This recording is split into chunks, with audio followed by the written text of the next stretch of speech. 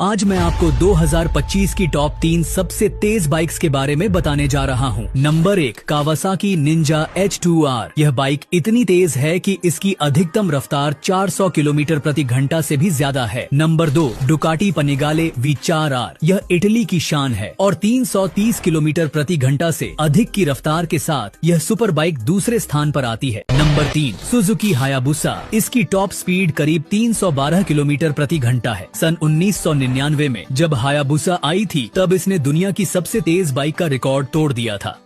जलवा है हमारा।